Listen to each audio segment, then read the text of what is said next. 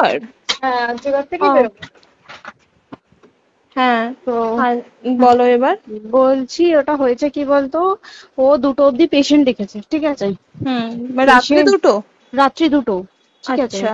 2টো অব্দি পেশেন্ট ডেকেছে, দেখে রুমে এসে অনলাইনে অর্ডার করে 4জন বন্ধু মিলে খেয়েছে, ডিনার হুম করেছে। হুম করে ও খুব টায়ার্ড ছিল, যেহেতু 36 ঘন্টা ডিউটি ছিল, হুম টায়ার্ড ছিল। ও কি করেছে, ওই সেমিনার রুমে গিয়ে হুম শুয়ে পড়েছে একটা রেড কালারের ব্ল্যাঙ্কেট ঢাকা দিয়ে।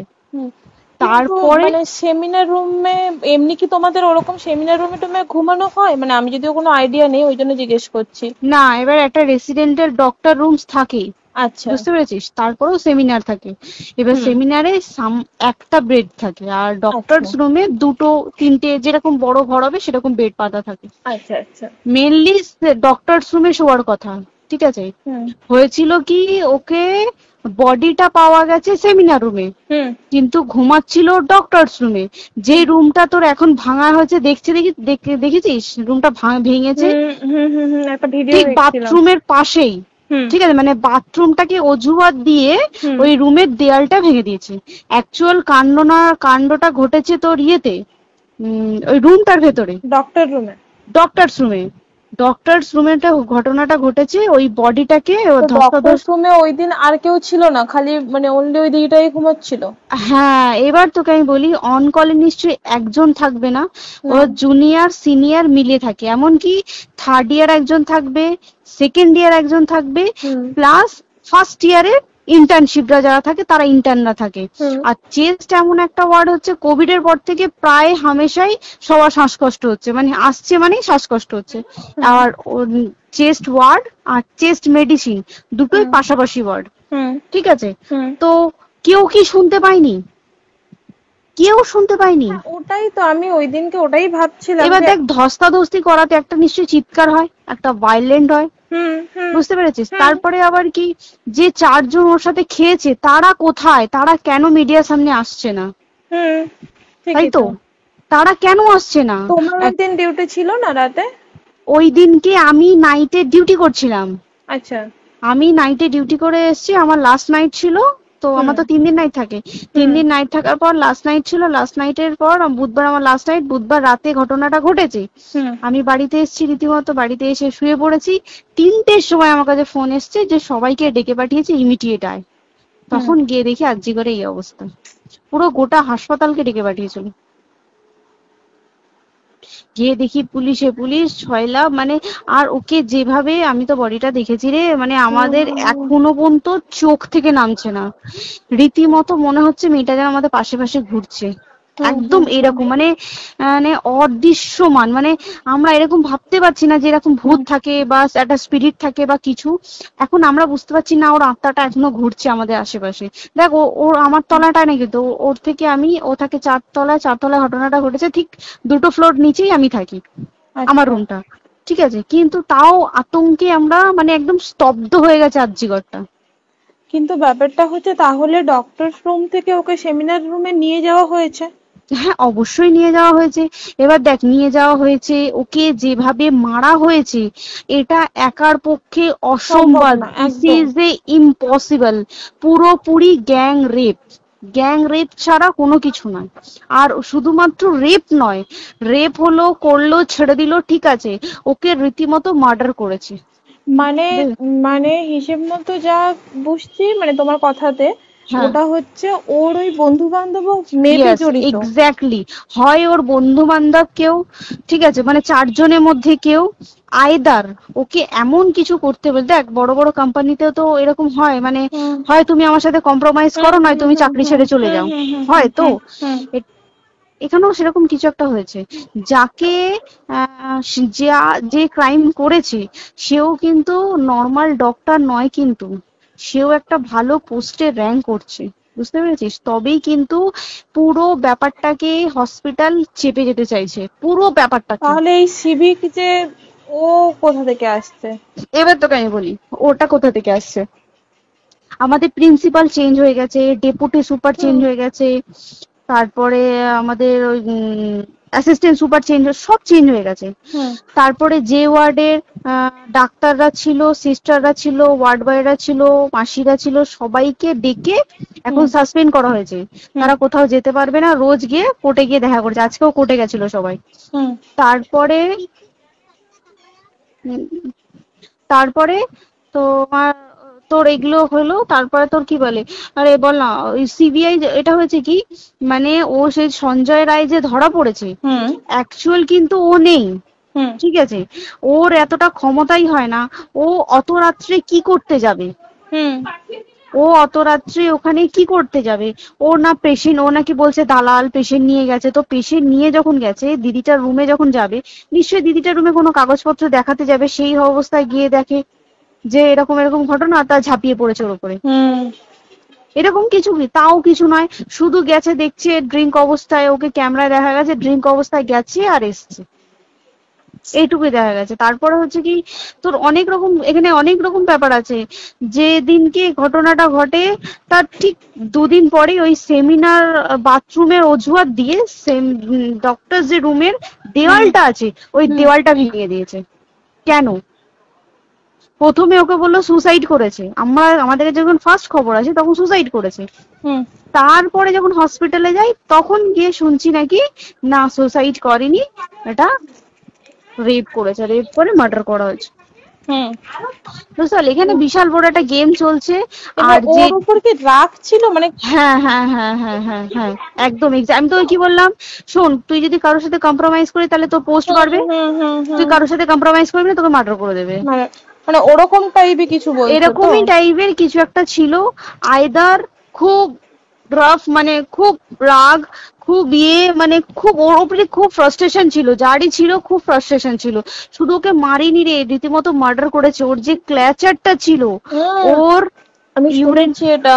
ওর ইউরিনের রাস্তায় ক্ল্যাচারটা ঢুকিয়ে দিয়েছে, তুই ইস, জানিস? মানে কি বলবো, মানে ওকে দেখা যাচ্ছে না, আমরা তো দেখেছি নিজের চোখে, ওকে দেখা যাচ্ছে না। মানে একটা ব্লিড, মৃত্যু কতটা, মানে এই তো মানে প্রচন্ড কষ্ট পেয়ে একটা মেয়ে মারা গেল না? আর ওর যে গলাটা চেপে ধরেছে, আহ ওর ওই চেপে ধরাতে মানে এতটাই জোরে চেপে ধরেছে যে ওর চোখ ফেটে রক্ত বেরিয়েছে।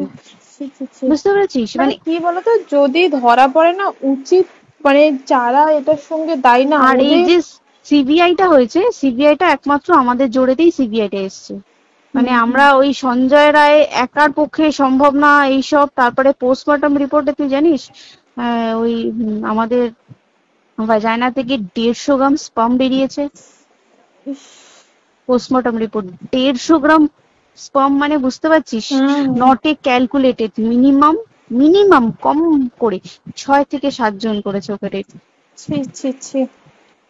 ওই জন্যই তো আমরা এতটা বেশি ভাইলেন্ট হয়ে গেছি, বুঝতে পেরেছিস? আর তারপরে আমাদের দেখো, একটা মেয়ে তার কাজের জায়গাতেই ছিল, এমনটা নয় যে রাস্তাঘাটে কোনো বিপদ, ও তার কাজের জায়গাতেই আরে সেফ নয়। শোন, দেখ বড় বড় কোম্পানিতে কি হয়, রুমের ভেতরে এগুলো হয়, মানে ধর রুমের ভেতরে হলো, যেমন কল সেন্টারে হয়, নাইট হুম শিফটে হুম হয়, হুম হুম। এইগুলো একসেপ্টেবল।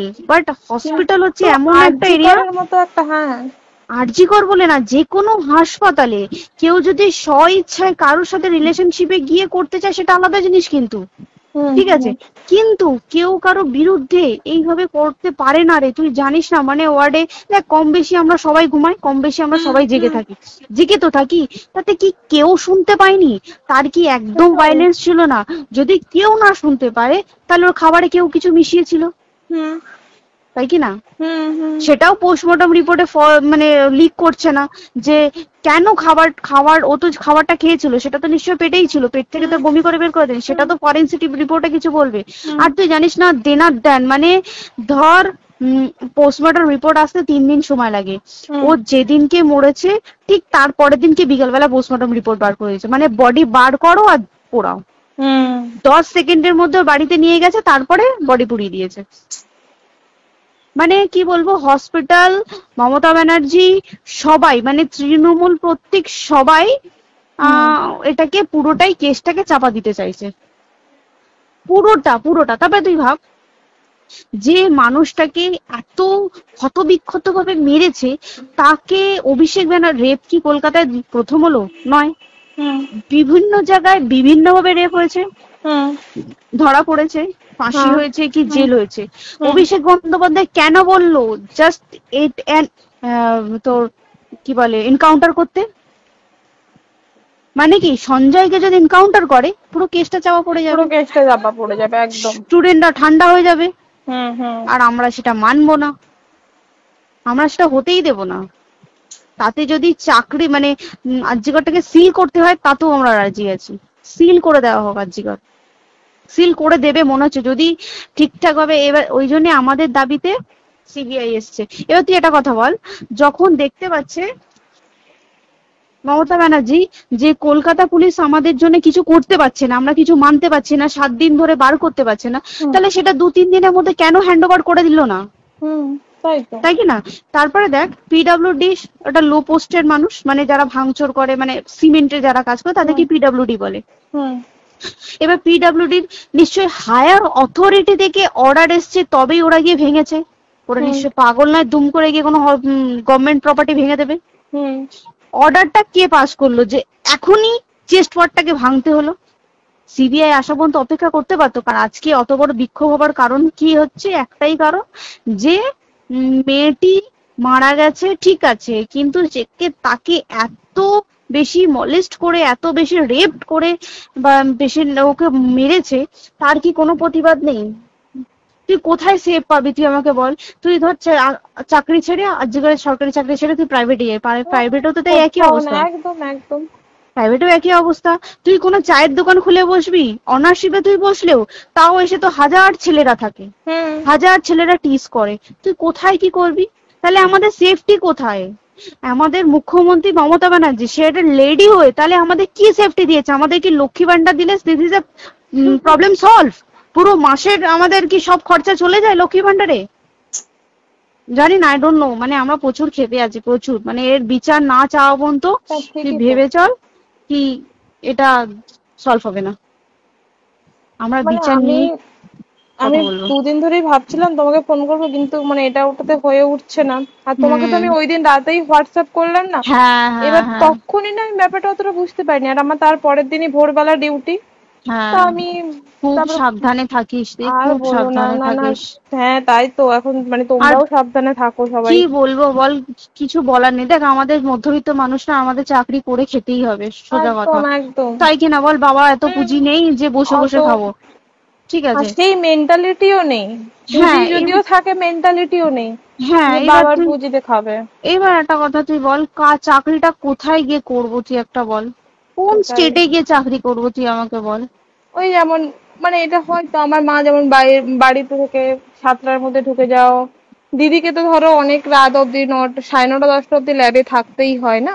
এবার তুই কি করবি কি বল, কি করবে করবি? বলো তো, এখন নেই। কিছু করার আছে?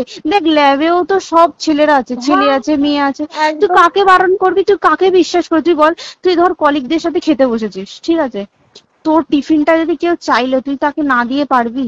না, একদমই। আর কার মনে যে কি আছে সেটাই তো খুব কি বলবি সমস্যা। বল? এবার তুই বল খাবারটা যে খাবি, তোর টিফিন কেউ চাইলো বা তোকে যদি কেউ বললো কে একটু একটু খা, যেমন আমরা শেয়ারে হয় স্কুলে হ্যাঁ, যেটা আমাদের শিখে আমাদেরও হয় এসেছি, যেটা, হ্যাঁ স্বাভাবিক, এটা সবারই এটা তো হয়। স্বাভাবিক। তুই বল তাতে যদি এরকম অবস্থা হয় তাহলে কি করবে মানুষ, তুই আমাকে বল? আজকেও তো তাই আমাদের দেখ না, 11টা থেকে আমাদের তোর ক্যান্ডেল দিয়ে হোয়াইট ড্রেস হুম, পরে সব শ্যামবাজারে একতা হবে। এখন আবার বৃষ্টি শুরু হয়েছে, কে জানে বৃষ্টি, কি প্রচুর বৃষ্টি শুরু হলো। কি হুম, হবে জানি না। ঠিক আছে গো, টাটা। হ্যাঁ হুম, চল টাটা। হুম, হুম, হুম। হুম হুম।